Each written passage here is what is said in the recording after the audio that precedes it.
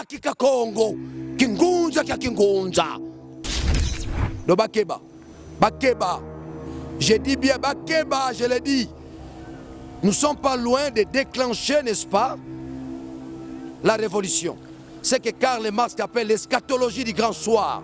La grande révolution. Bakeba. Bakeba. Oh, bazo sala, banba mekalamuka. Lelo to la libi somoko. Mais keba lobi to rola la ne kumbaki. Faulu Madidi. Jean-Pierre Mbemba paro ya rola anabiso. Talon mtamune na lali na cour constitutionnelle. Je peux me couper la tête ici. Ici, je peux me couper la tête ici. Dans cette cour. J'annonce que Daniel Safou c'est un homme dangereux, capable à changer des choses.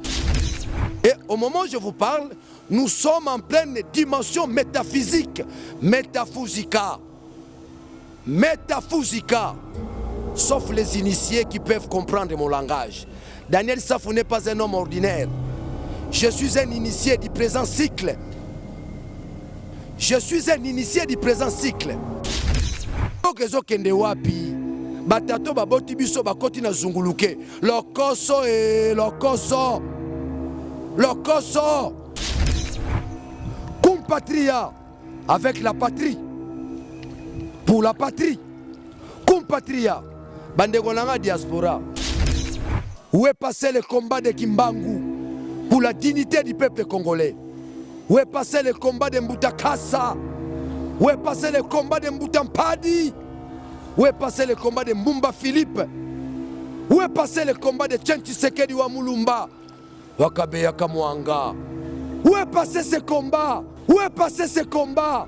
Abonnez-vous massivement à Wandé Source, qui tape dans le terrain, à récolter vos informations et à vrai, s'il vous plaît. Donc, Total Afrique Info et Afrique Bimaka. Info et Afrique Bimaka. Bana King, Bana Dar es Salaam, Bana Poto, Bana Mokil Mobimba, Site FM Moko, Afrique Info avec Frank Semaï, Yandankala, Twende.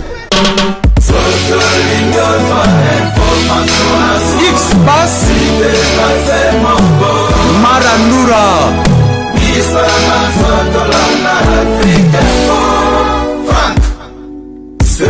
Nous sommes venus ici, bien sûr, à la Cour constitutionnelle, là où les députés et les sénateurs de la MOCA ont passé une nuit à la Belle Étoile. Donc, on a vu comment Tissiko, il est presque 11h30. Un bon lot, il y a Nat et Pesamaki Kabwanaki. Alors, honorable Daniel Nsafou, je crois, est l'exemple. Alors, c'est un exemple, je pense, à suivre. C'est ça l'état des droits. Et les rebelles, comprendre qu'aujourd'hui, les Congolais ont commis une capacité à revendiquer les droits comme il se doit. Raison pour laquelle Bisso Africa Info Tokiti a sur place, tout tendre micro, honorable et sénateur, surtout honorable député invalidé. Donc, bango baza déterminé à revendiquer les droits na bango, il faut courir la bango, ba preuve. Où est celle qui bango baza invalidé, ba valider, ba remplacer bango. Et nous sommes là, je pense que baza wana ba koloba en commençant par l'honorable Daniel Nsafou Muchemouni. Donc, je pense que yé to banarona na yé plutôt zoa bande ko mususu ndenge sengeli. Bino moko boyoka motivation na bango et puis eloko nini bazolanda jusqu'à la fin pour na surtout marambo na tout monde était na mboka donc muto ayebani politicien wa yebani ala la libanda na bangungi na malilia elanga ya kisasa bandimi yango pour revendiquer baton na bango nanu salamate c'est une première. Alors aujourd'hui tout autant de bango mikoto yoka motivation na bango ezala kinini. Château à tout de suite pour te continuer bien sûr reportage. Voilà, je pense que binomo moni toile ndenge ningani bande ko poto bazo benga biso de partout. Honorable Daniel Nsafou, je pense que notre travail to kiti to luka. Honorable Daniel Nsafou ye azana biso, bo moninga za ko brosser na tongo. Mi bakanta ko aventure. Mais enfin, to lié utile à l'agréable to ko luka yemoko honorable Daniel Nsafou azana biso. Bonjour honorable. Bonjour mon frère. Alors, c'est une première hein, tout le monde a honorable député, bande rebelle, tout le monde a revendication en mboka na biso mais ko passer nuit à la Belle Étoile, c'est une première honorable Nsafou. C'est quoi la motivation? La motivation, c'est les soucis de la démocratie. La motivation, c'est l'état des droits.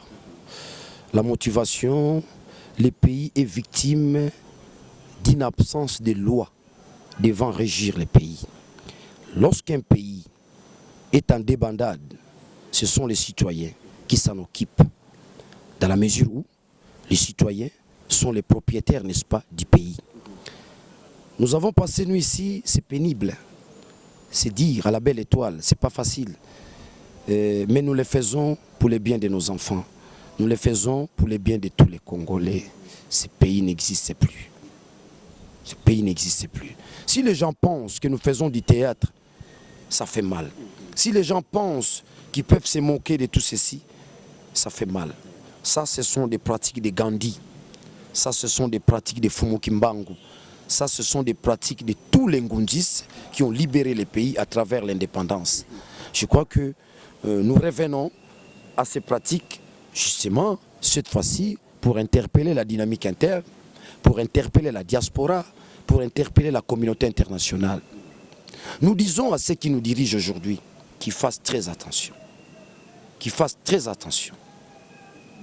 Un homme rationnel qui quitte sa maison, qui quitte ses enfants, il vient passer nuit à la cour constitutionnelle juste pour manifester de manière symbolique, je crois que ça cache un danger. Daniel Safou, c'est un homme dangereux. Je l'ai dit, Daniel Safou, c'est un homme dangereux, capable à déclencher la révolution au pays. Capable, par des méthodes aussi modernes et traditionnelles. Je peux me couper la tête ici. Ici, je peux me couper la tête, ici, dans cette cour. Ça pourra entraîner l'ensemble de tout un peuple à saisir la quintessence de notre rationalité et de notre besoin, ainsi qu'à saisir nos droits fondamentaux. On ne vole pas les droits d'un guerrier. Nous sommes des guerriers. Nous avons combattu le système de Kabila ici, sans peur, sans relâche. Les résultats, vous en avez. Félix est président. Je crois que c'est lié à des ramifications conséquentielles de notre combat. Donc, ici, je demande à nos amis de l'IDPS un peu de respect pour ceux-là qui ont milité et qui aujourd'hui, vous avez la présidence. Vraiment un peu de respect à Daniel Safou, qui a combattu à côté de Tchen Tshisekedi Wamulumba. Un peu de respect, de la considération. Mais si j'annonce que Daniel Safou, c'est un homme dangereux, capable à changer des choses, la révolution n'est pas l'affaire de tout le monde. Une révolution responsable peut partir d'un individu. Vous savez l'avantage que nous avons aujourd'hui? Le peuple congolais atteint le niveau de la prise de conscience. Lorsqu'un peuple atteint le degré de la prise de conscience, ça veut dire que ce peuple-là peut s'engager dans la logique de changer des choses, peut s'engager dans la logique de réformer les choses. Nous sommes des réformateurs, nous. Nous sommes des réformateurs. Nous sommes des réformateurs. Daniel Safou Bouchemouni, beaucoup de gens se posent la question, selon moi, mingi balobi mokonzi mboka bengisaki ba responsable ya cour constitutionnel ba solo ki na bango, est-ce que boyi ko patienter te bozela décision ko bimana masolo oyo ba solo ki na mokonzi mboka wana etali biso te etalinga te so mokonzi mboka kutela ta cour constitutionnelle, c'est une bonne chose. C'est ça un chef d'État, il est le gardien des bons fonctionnements, n'est-ce pas, des institutions. Lorsqu'une institution ne marche pas, le chef de l'État a droit d'interpeller cette institution-là dans les soucis, n'est-ce pas, de chercher la quiétude, la sérénité. Je dis bien la quiétude. Lorsqu'il n'y a plus la quiétude, c'est le désordre, c'est l'irrationalité. Aujourd'hui, il y a une chambre déjà spéciale pour retraiter le dossier dans Ibaka. Vous allez en confiance. Nazakunate. Vous allez en confiance. Nalobi, confiance c'est trop dit. Mais Nazakunate ndeba na Kinshasa balobaka. Ngai problème na ngai ba établir biso na ba droit na biso. Ngai problème na nga que justice soit faite. C'est tout. Il y a un réel on a. Mais si la justice reste dans l'irrationalité pour avantager, n'est-ce pas, nos bourreaux qui par, je ne sais pas, par la corruption ou par des relations tribales ou par des sentiments tribaux, je pense que le danger est là. Nous regardons des dangers. Le danger n'est pas loin. Mais c'est ici. Donc, nous avons la moni, tous les Zélandais, bazongi c'est la biso lamuka, où ils ont droit na biso. L'opposition faut respirer. Bon, on a FCC, il faut respirer. Bino bolingi bo respirer. Bo dondo la kingakati. Biso ba opposant. Toza la bana bino. Obo finara. Te ngate Daniel Safou. J'ai une mission pour ce pays. Ma mission est liée à Kimbangu. Ma mission est liée à Lumumba. Ma mission est liée à Kasavubu. Le Bakeba. Bakeba. J'ai dit bien Bakeba, je l'ai dit. Nous ne sommes pas loin de déclencher, n'est-ce pas, la révolution. C'est que Karl Marx appelle l'eschatologie du grand soir. La grande révolution. Bakeba. Bakeba. Oh, bazo sala, banba mekalamuka. Les lotos la Libye somoko. Mais Keba lobi to rola la kumbaki. Faoulou Madidi. Jean-Pierre Mbemba paro ya rola anabiso. Talon mtamune na lalia na cour constitutionnelle. Boka moi. Donc c'est-à-dire que na moment to komi ezali moment par la symbolique, par des gestes, parce que nous sommes leaders d'opinion. Ba geste na biso ezo benga batundambu ndambu. Mais ba rosutu muramko mususu. Nous alignons 4 millions de citoyens congolais à la Cour constitutionnelle. N'habitez président Cour constitutionnelle Abimelanzelani. N'habitez Abimelanzelani. Ba Jijo ba Rodondo ba Abimelanzelani. On ne joue pas avec un peuple. Le peuple gagne toujours. A dire aussi Chimanga. Le peuple gagne. Peuple a l'équipe Cour constitutionnelle. Les arrêts de la Cour sont rendus au nom du peuple. Bon, ce peuple a boyi barewana. Ce peuple a boyi barewana. Peuple a moni baebino bobimisi. Bobimisi on anzela leur koso. Leur koso des obomamboko. Je dis bien leur koso. Yo tanga kelasi. Kelasi ango tiango wapi. L'éthique morale. Kelasi nyoso tokotanga. Na suka ya kelasi wana. Ezana eloko babengi na lokote a français. L'éthique morale. Ce qui moralité ezali susute. Okomi motasoni na bana na mwasi. Na bayeyo ya famille okomi mutasoni. Yango to sengi na bango. Bazongi sabiso na badroit na biso. Nde baroyoka soni. Bango bandako na mwaza note di fleuve. Toyebi bandako na bango. Toyebi bandako na bango. Ngana yebi ndako Luamba. Na yebi ndako Obulu. Na yebi bandako na bango. Na yebi même bana na bango. Vous me saisissez? Et la révolution va passer d'une dimension à une autre. Et au moment où je vous parle, nous sommes en pleine dimension métaphysique. Métaphysica. Métaphysica. Sauf les initiés qui peuvent comprendre mon langage. Daniel Safou n'est pas un homme ordinaire. Je suis un initié du présent cycle. Je suis un initié du présent cycle. Kakika Kongo. Kingunza Kakingunza. Allez-y comprendre. Ceux qui ne peuvent pas décoder les langages des initiés, ils sont victimes de troubles. Ils sont victimes, n'est-ce pas, de surprises. J'en appelle à mes papas. Il y a certaines personnes qui on se croise dans certaines réunions occultes. Bazawa. Réunions occultes. Bazaliawa. Initiation. On nous apprend les biens. On nous apprend la cosmogonie. On nous apprend le cosmos. Ils sont là. J'ai beaucoup de mes disciples ici. Il y a des greffiers que j'ai initiés ici. Alors, où est passé l'essence du bien? Où est passé l'amour de l'autre? L'autre en tant que valeur. Et que wapi? Mbokezo kende wapi? Batato baboti biso bakoti na zunguluke. Lokoso e lokoso.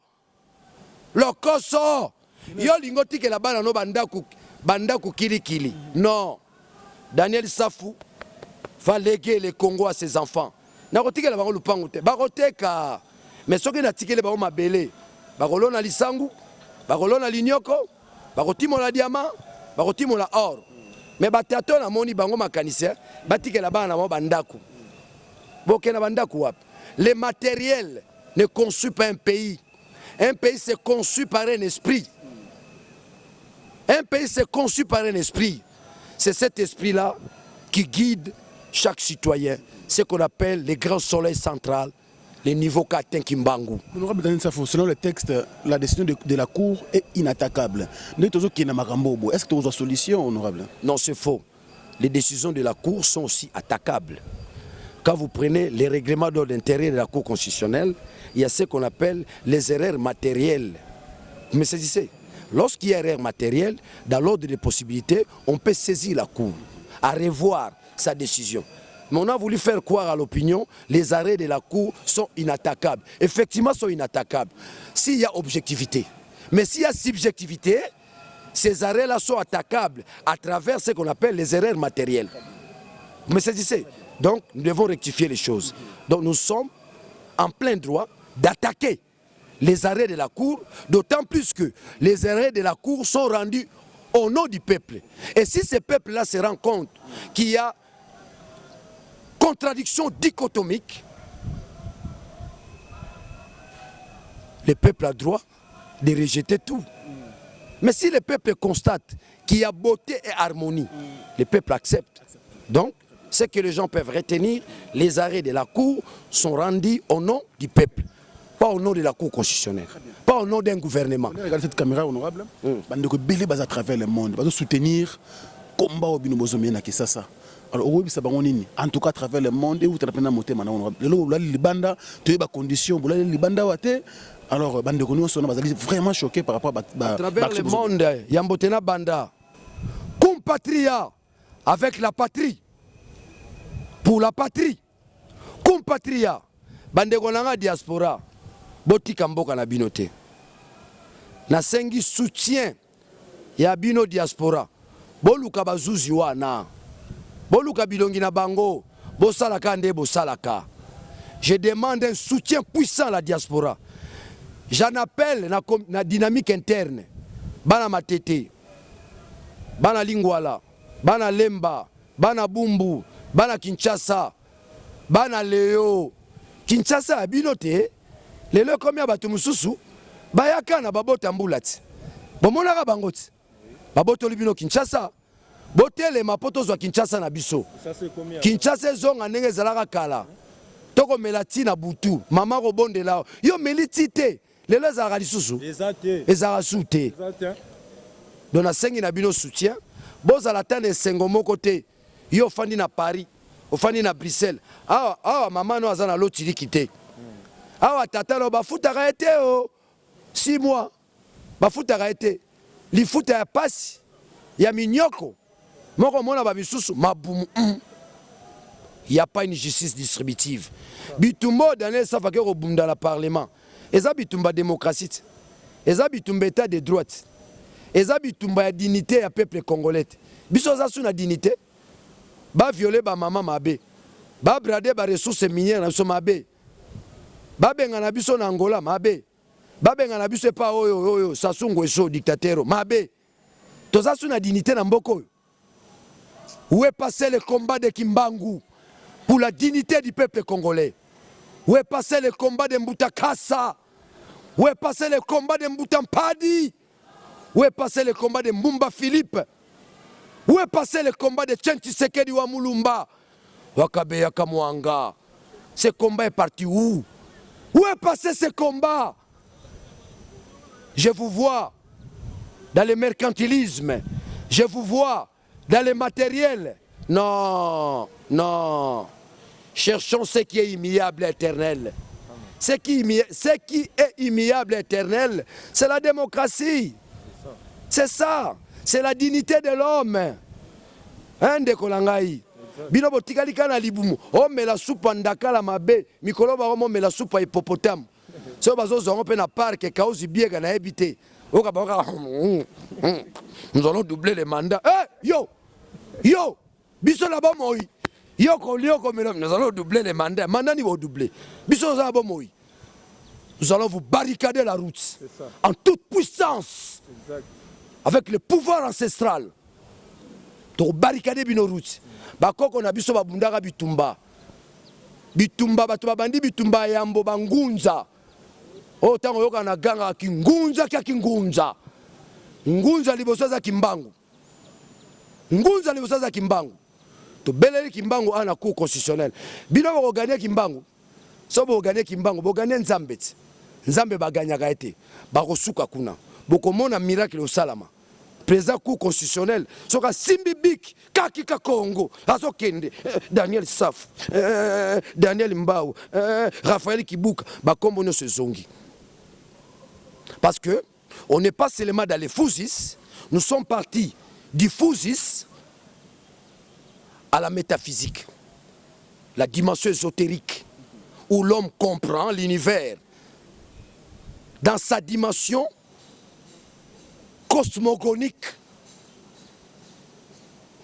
Ça, c'est le corps physique.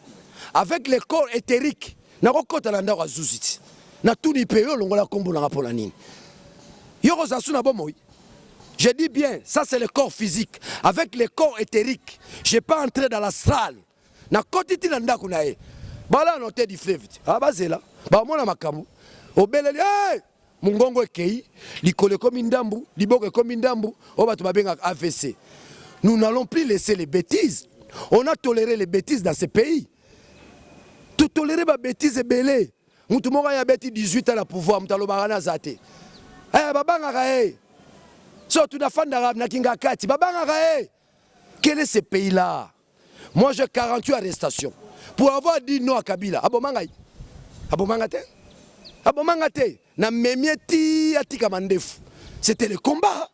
À kokite, à craquer, à céder. À Pessi Bango. Mais bateau à Pessi. Est-ce que Bazana vision wana, Bazana vision na Kimbangu, Bazana vision na Tshisekedi, Bazana vision na Mutakasa, Bazana vision wana. C'est la question qu'on se pose. Mais nous disons, Bandeko Langai, Mboko toki pasi mingi. Mutakobanga mutuna mboko za soutien, to respecter bino. Ba peso mo etene à pouvoir, no to respecter yo. Mais yo fani na moi sinon la bana oh ils ont peur de moi. Yo ne faut banga biso. Yo ne faut banga biso. Nous sommes les détenteurs du plus grand nombre. La majorité c'est la Mouka. Na mboko ezane la Mouka. Bazo dondo na bango na 2023 toko papa bango. Parce que nous avons maintenant l'expérience. Nous savons comment jouer. Nous savons maintenant. Toko papa bango. Mais puis tolo banga 2023 par modestie, sope baza ki diba. Dans 2 ans, pour te renverser, fa peur. Et si la Cour ne prend pas les choses avec beaucoup de rationalité, c'est le début du commencement de la révolution. Je le dis sans peur. Ngamoko, la révolution n'est pas l'affaire de 1000, 10 000 personnes. Une seule personne. Bomona. Maramboyo, bakasavu basalangote. Tanga mobutu salamate. Tanga nani, naoka pasi ko tanga kombo na e. Oh, bobenga kena Raïs et salamate. Ozola nangai, mais biso to bandi yango. Chérie, tina 1 million, mbongo na binoko. Chérie, bakisa 500 000, mbongo na bino. Chérie, mbongo ngwe sili. Yo! Ah, parlement, eko landela bangote, bako tuka mbongo ya kotuka.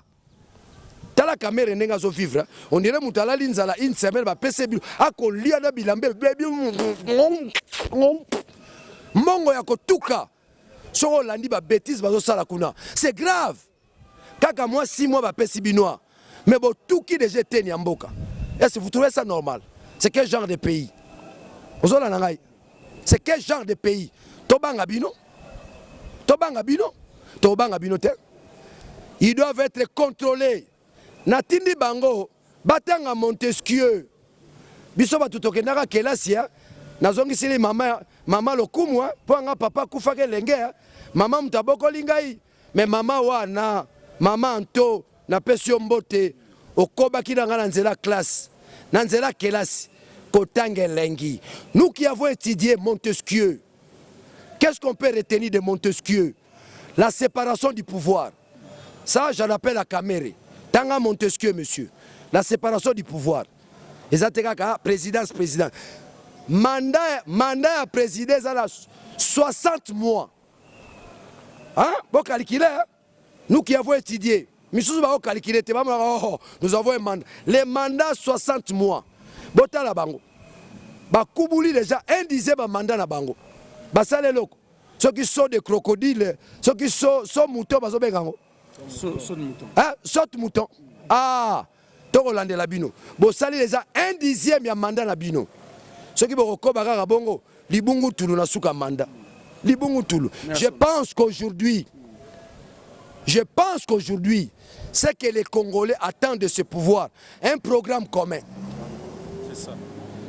On peut savoir ma stratégie. On peut savoir ma yele. Un programme commun. J'entends par un programme commun où vous avez l'éducation, où vous avez la santé, où vous avez l'infrastructure. Pour Karl Marx Alobi, la superstructure, ce sont les idées. Mais pour que la superstructure ait un fondement, un soubassement, il faut l'infrastructure. Il faut tant à Karl Marx. Mon elenga kelasi ya. Bango ba ebika kamaralei. Ba ebika kamaralei. Parce que faut kende mo musika, ouais ba Emmanuel Kant, Kierkegaard. Moni ba otero otangela yo. Ba Habermas. Faut kende musika kelasi. Ozala na ngai. Otanga Galilée. Hein? Otanga Nietzsche. Ozomula ba otangela. Otanga Gabriel Marcel. Otanga Kunduchi. Ce sont des auteurs scientifiques qu'on ne peut pas ramasser dans la rue. Il faut aller à l'univers. Ce que souka na bakela c'est assez. Ore baka kamaralei. Vous savez le bonne honorable Saf. Comme na souka. Tout ce qu'on peut payer mamuke. Na paie matin. Pour na Congo na paie ma pour nani. Na ko bakaka. Mais na tondio, botondi. Koba na vérité. Koza la journée ça libumuté. Koza lokola kulutu no zakarité. Voilà zaka journaliste. Merci honorable. Merci honorable. Voilà, nous continuons, c'était dans l'honorable Daniel Nsafou. Boyoki ba explication, boyoki nenga décortiquer, a boyoka ne sa stratégie na yé. Ya la muka. Mais bisto continue musala oyo to landa bango sima, c'est ça le travail d'un journaliste. Alors nous sommes là tous bande ko mususu et puis na bande ko baza ko yemba libanda kuna ba yeka ko accompagner ba députés et sénateurs oyo balala ki awa bien sûr il y a coalition la muka pour que ba continuer combat na bango. À tout de suite avec Chaton Kolo. Abonnez-vous massivement à Wandé Source, qui tape dans le terrain, à récolter vos informations et à vrai, s'il vous plaît. Donc, Total Afrique Info, Info Afrique Bimaka, Info Afrique Bimaka. Bana King, Bana Dar es Salaam, Bana Poto, Bana Mokil Mobimba, CTF Moko, Afrique Info avec Frank Semaï, qui est en Dankala. Twende!